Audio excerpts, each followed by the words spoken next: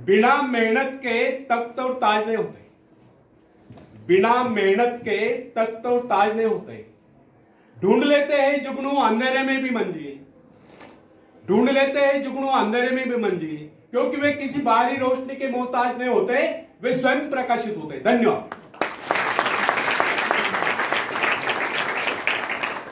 Friends, एक व्यक्ति है जिसके शरीर में स्वच्छ रक्त संचार हो रहा है, जिसके चौड़े कंधे हैं, सुंदर मजबूत दो हाथ है, जिसका वजन भी अच्छा है, जो सभी अंगों से युक्त तथा शरीर से चुस्त मस्त है। ऐसा व्यक्ति अगर दूसरों से सहायता मांगता है तो आप उसे क्या कहेंगे, उसके बारे में क्या सोचेंगे? अवश्य वह सर्वांग संपन्न होकर भी अपंग कहलाएगा। आप ऐसे अपंग मत बनिए, आप सामर्थ्यवान बनकर दिखाए। आप ऐसे बनकर दिखाए कि लोग आपसे सहायता पाने की चेष्टा करें। फ्रेंड्स, क्या आप जानते क्या आप जिन लोगों को जानते हैं उनमें बहुत से ऐसे हैं जिन्हें किसी दूसरों से सहायता की प्रतीक्षा है। सही बात तो यह है कि उनमें से बहुत से लोगों को इस बात का भी पता नहीं उन्हें जो सहायता चाहिए वह कहां से मिलने वाली है। फिर भी वे इंतजार करते और सोचते रहते कि बस अब उनका काम बनने वाला है, उन्नति के द्वार खुलने वाले हैं, कोई उनकी मदद के लिए आएगा, उनके सारे कष्ट दूर हो जाएंगे। क्या ऐसा संभव है? वास्तव में कोई किसी की सहायता करता है? ऐसे सोचने वालों ने अपने गिरेबान में झांक कर देखना चाहिए, क्या उन्होंने किसी दूसरों की कितनी सहायता की, उन्होंने आज तक किसकी कितनी मदद की है? क्या कोई ऐसा व्यक्ति है जो कहे कि उन्होंने उसे सहायता की थी इसलिए वह आज उन्नति की चोटी पर?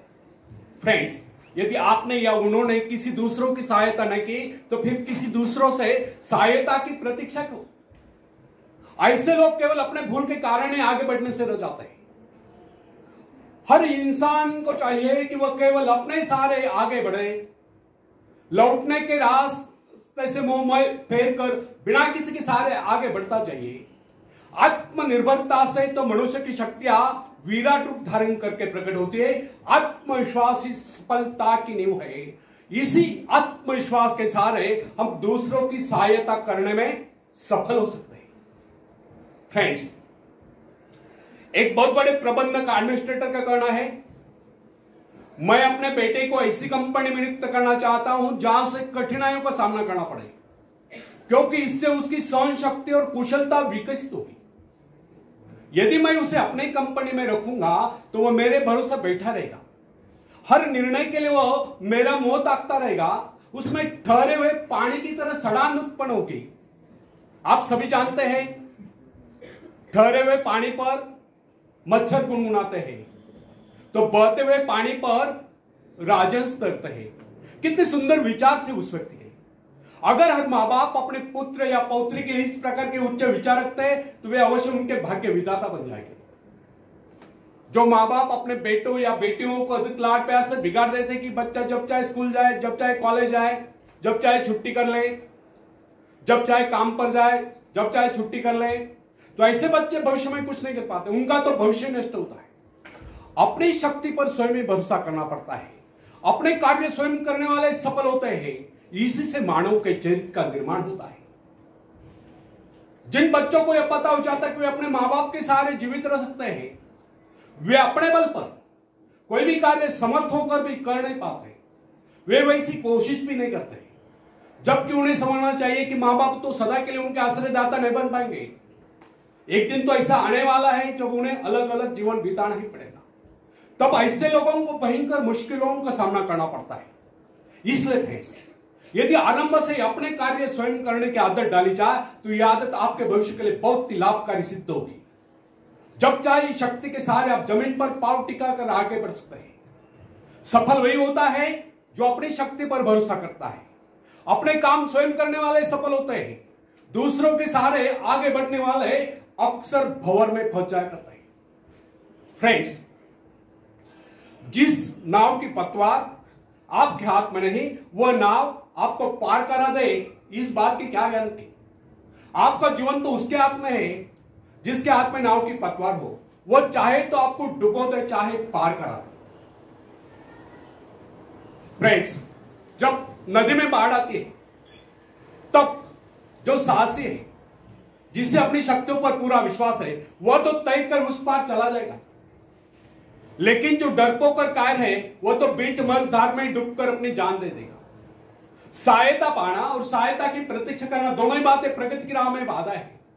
अतः हर युवक या युवती के लिए आवश्यक है वो शुरू से ही अपने काम स्वयं करने की आदत डालें।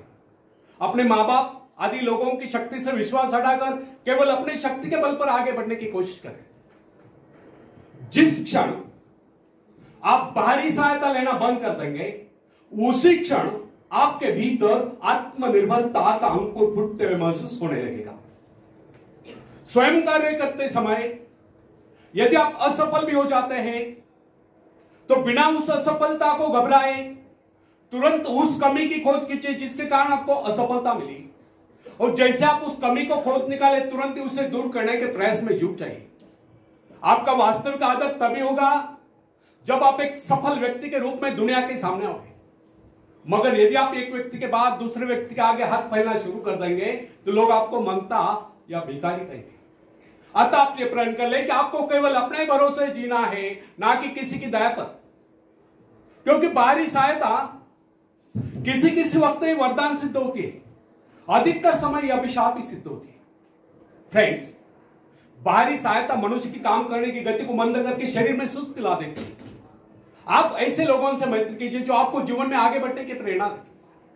कुछ लोग एक बाजू या एक पाव वाले होते हैं, फिर भी वे अपनी लगन और अपनी मेहनत से अपनी जीविका चलाते हैं। फिर तो आप तो हट्टे कट्टे फिर आगे बढ़ने की कोशिश आप क्यों नहीं कर सकते। फ्रेंड्स, मैं एक ऐसे व्यक्ति को जानता हूं जिसका एक पैर किसी रेल दुर्घटना में कट गया था।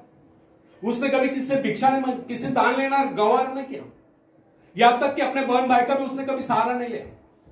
उसने एक छोटा सा धंधा फुटपाथ पर आरंभ किया। शुरू में वो न्यूज़पेपर बेचने लगा। 2 पैसे बचाकर उसने वजन तौलने की मशीन खरीद ली, उस पर अपना पेट पालने लगा। आज वही व्यक्ति उसी फुटपाथ के किनारे एक बहुमंजिला बिल्डिंग में न्यूज़पेपर स्टॉल लगाकर बैठा है, साथ में जेरोक्स सेंटर भी खोल रखा है। सुना है आजकल वो मोबाइल शॉपिंग भी चला रहा है। वो स्वाभिमानी था, किसी से मदद लेना वो अपना अपमान समझता था। आज वही व्यक्ति उन लोगों को जिनके हाथ पैर सलामत है, ऐसे परिवारजनों को खिलाता पिलाता है, उनके हर प्रकार की सहायता और मदद करता है, तो इसमें किसी को हैरत न होगी। आज वो दूसरों की सहायता करने को हो चुका है। वो उन लोगों के लिए प्रेरणा स्थान है जो सर्वांग संपन्न होकर भी दूसरों से सहायता पाने की आशा रखते हैं। फ्रेंड्स, मैं केवल उस विकलांग की बात नहीं करता जिसे मैं जानता हूं। इस संसार में ऐसे बहुत से विकलांग लोग हैं जो अपनी हिम्मत से खुद भी खा रहे और अपने परिवार को भी पाल रहे। ऐसे स्वाभिमानी, मेहनती, आत्मविश्वासी और साहसी लोगों को अपनी जीविका चलाते देखकर हमें स्वयं के विषय में सोचना चाहिए कि क्या हम पूर्णतः स्वस्थ है, साथ ही सभी अंगों से युक्त तथा शरीर से चुस्त मस्त होकर भी क्या हम अपने आप को समर्थ समझने का अधिकार रखते हैं। यदि हां, तो फिर किसी दूसरों से सहायता की प्रतीक्षा करो। कोई भी स्वस्थ तथा सर्वांग संपन्न व्यक्ति तब तक अपने आप को समर्थ समझने का अधिकार नहीं रख सकता जब तक कोई समझता है कि वह किसी के अधीन है। वास्तविक स्वतंत्रता एक ऐसा उपाय है जिससे मनुष्य की शक्ति दोगुनी जाती है। इस प्रकार की भावना अन्य किसी प्रकार से प्राप्त नहीं होती। जब कोई युवक या युवती अपने हिम्मत के सहारे किसी व्यापार में उतरता है तो उसके मन में एक श्रेष्ठ भावना अवश्य उत्पन्न होती है। यही भावना उसे प्रसन्नता प्रदान करती है। इससे पहले किसी का अधीन न होकर चाहे वो कितना ही बड़ा कारोबार क्यों न कर चुका, परंतु उसे स्वतंत्रता से अपने आत्मविश्वास के सहारे साहस के साथ काम करने में एक नए आनंद का एहसास होता है।